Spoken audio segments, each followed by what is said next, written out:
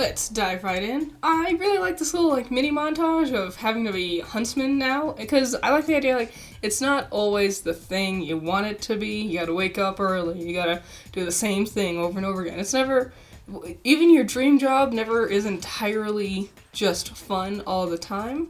And I like just seeing the random things they'll have to do as hunters and huntresses. Jean is a little cutie, isn't he? I'm telling you, Nora's got it too.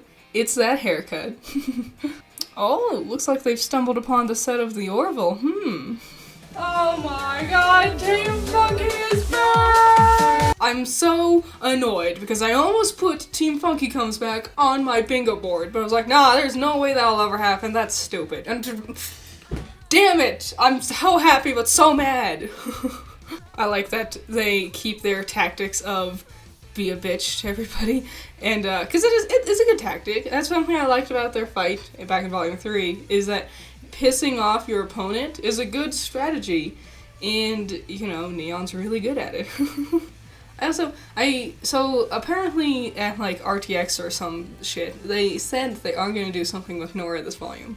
So that's going to be cool. And I feel like we're setting it up with something with her and Ren. Not only did she get totally swerved on when she was trying to compliment his outfit, but now, what Neon says here. Wow, your boyfriend's actually holding his own. Where's all that energy when he's around you?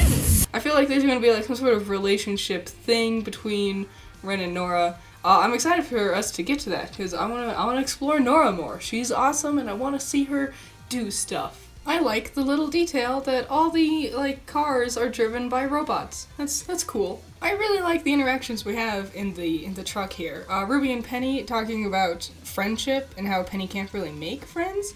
I'm not surprised Ciel didn't come back. A lot of people were talking about that when Penny was revealed back in episode 1.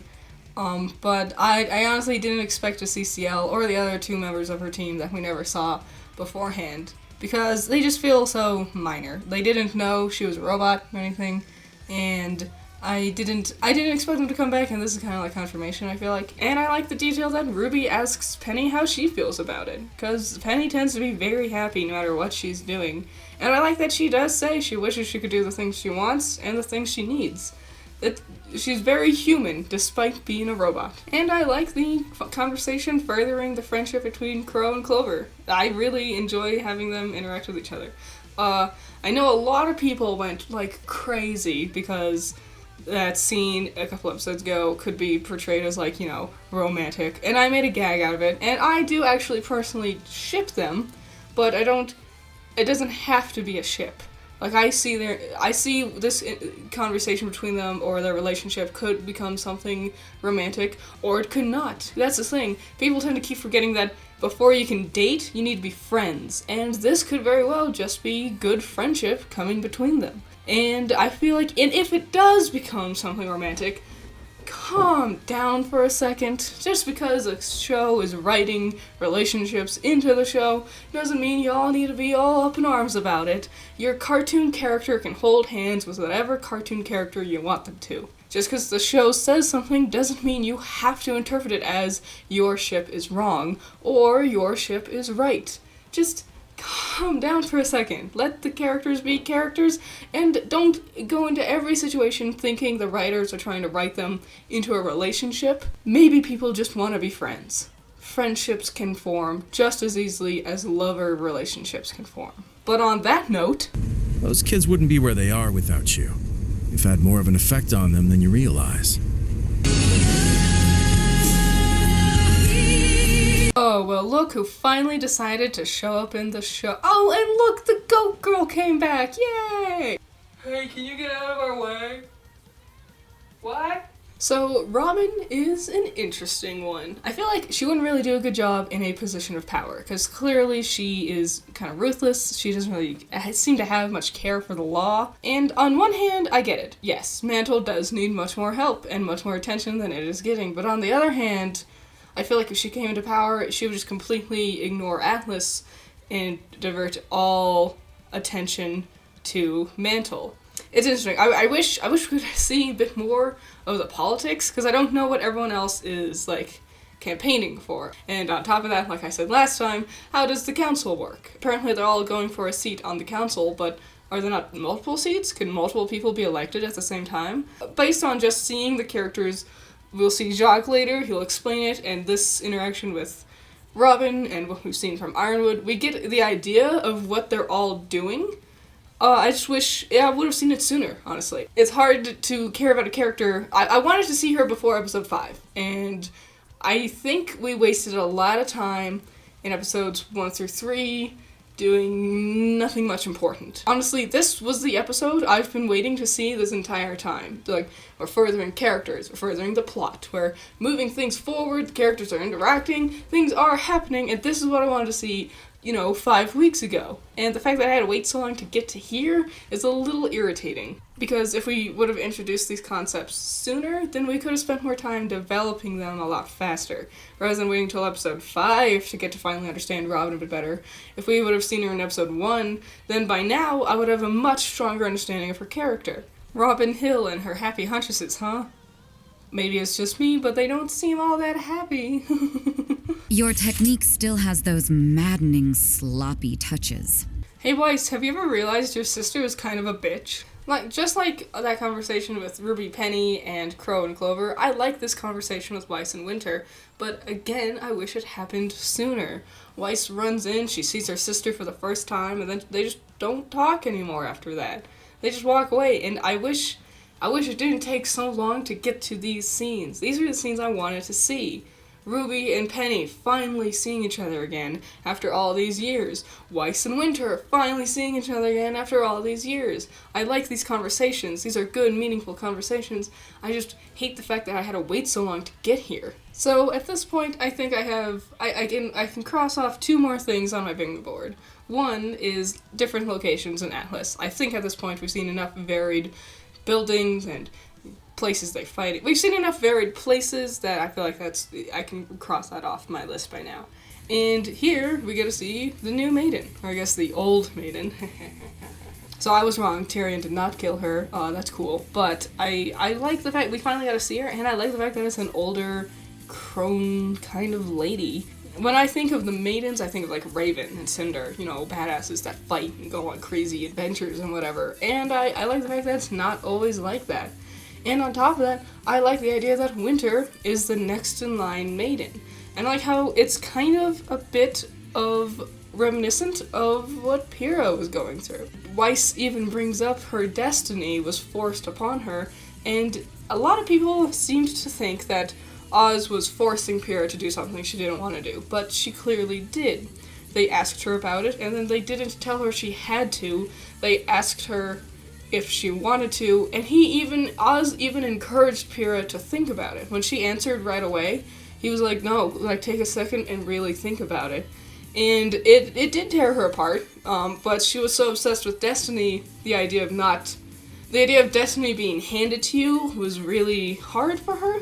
And Winter seemed to embrace it a lot better. And I think if Pyrrha would have lived and would have been under different circumstances, I think she would have embraced it as well. I like the line that Winter says here. But I'm choosing it now. I've made it my own, and I take great pride in it. It's not bad to seek out certain people who would be the best fit to be the maidens.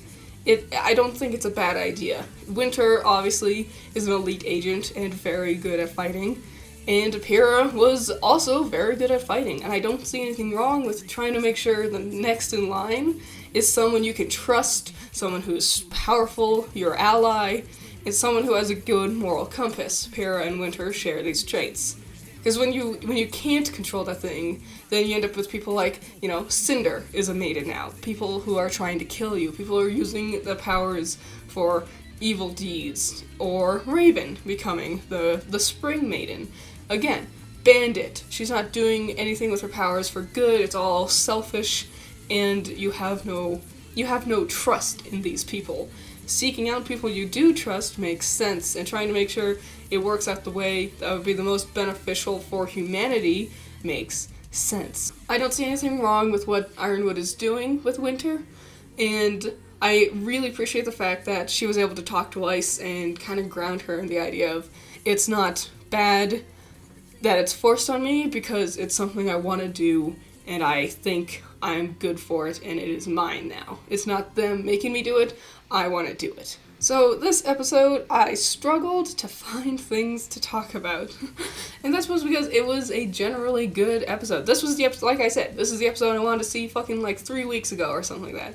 So it's like furthering Robin's political ideas, furthering Jacques' political ideas, seeing the Winter Maiden, having these good character interactions between Ruby Penny, Weiss Winter. These are the things I wanted to see for a while, and this episode wasn't like, a lot of stuff happened, Funky Fight, the Robin thing, seeing the Winter Maiden, training, a lot of stuff happened, but it didn't ever feel sporadic. It was a well put together episode, and I liked how we had entertaining scenes that went along with really good character interactions. Like, the training scene with Team Funky.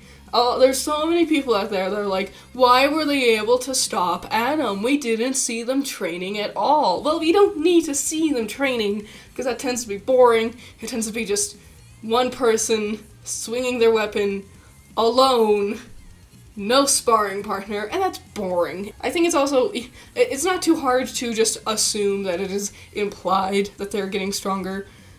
But the fact that we did have a training scene this time is nice because they also incorporated character moments in it.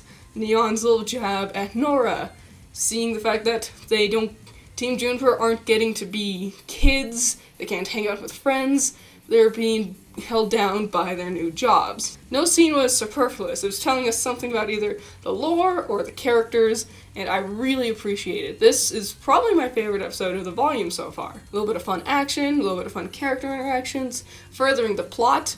That's great, and now I get to know the plot now. Yay! It's the election stuff, and now that I know where everyone is standing on the election, it's better I can finally actually predict what's gonna happen next. What a concept. So my predictions for the next episode is probably furthering understanding where Jacques' coming from with his side of everything. He's just fucked over all of Mantle. And I think at this point Robin's probably gonna win, because Jacques is fucking over Mantle, and they're making it, and it looks like Ironwood is fucking over Mantle. Ironwood is withholding the dust embargo, and not only is it crippling their economy, but now it's giving Jacques the excuse to basically hold their jobs hostage unless they vote for him. But I think what's gonna end up happening is they will believe what Jacques says. Can Robin give you your jobs back? They're gonna believe that. Robin is the only person who seems to really care about Mantle first. And I think it's gonna be kind of like Jacques is clearly going very, very traditional political with it, and I think Robin's gonna go for, like, guerrilla warfare. I think she's gonna invade the empty arena, or at least the mine where it's stationed, and there might be a fight, or she might have to be introduced into the concept of what Ironwood is doing. It's gonna be interesting. I'm excited to see what happens next. This was a good episode. I enjoyed it. I got 2 things off my bingo board. We got to see the Maiden. We're furthering not just the plot with, like, the political stuff, but other things, like Penny wants to make friends. Winter is next in line to be the next Winter Maiden. We're moving these things forward, and it makes me excited to see where these things are going. It's been really good so far, and I can't wait for the next one. If you like my channel and you want to help support me, I do have a Patreon. And thank you to everyone. I've had like an influx of people supporting me on Patreon. Thank you, all of you, every single one of you. You're an amazing person, and any and all support helps, whether it's $1, $7, everything you do is awesome. And in the comments, I want to know what your thoughts on the episode was. Any strong feelings about Crow x Clover? Is it just me? I feel like it's just me who cares about that ship.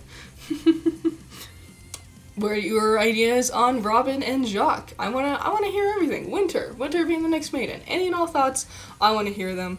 And I'll see you in the next one. Bye bye.